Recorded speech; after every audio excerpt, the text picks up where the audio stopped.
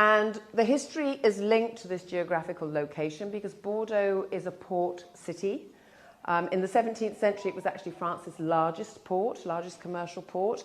And this port mentality remains in Bordeaux today in that it is a very cosmopolitan city. The influence of foreigners through the trading of the port continues to influence the Bordeaux today. And we see it and hear it in the names of some of the properties that we'll talk about. Vanity vineyards, it's not a Californian thing. We've been doing vanity vineyards in Bordeaux since the 17th century when people would add their name onto the chateau to prove that they had something to show. So there's nothing new. History repeats itself.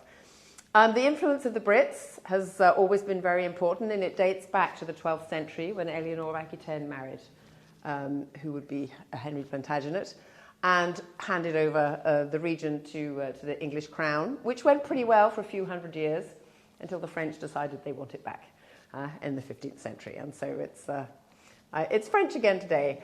And as I said, moving forward to the 17th century, a very important port in France, and the trade with the New World, the Caribbean, the New World, and Bordeaux became a trading centre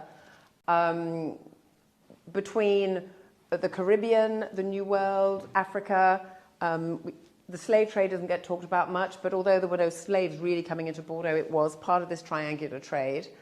But as opening up into the New World, we also opened ourselves up to diseases.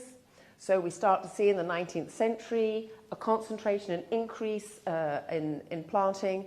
And so we start to get the problems of odium, mildew, and of course phylloxera. Thank you very much, California, for that. It was a very nice gift.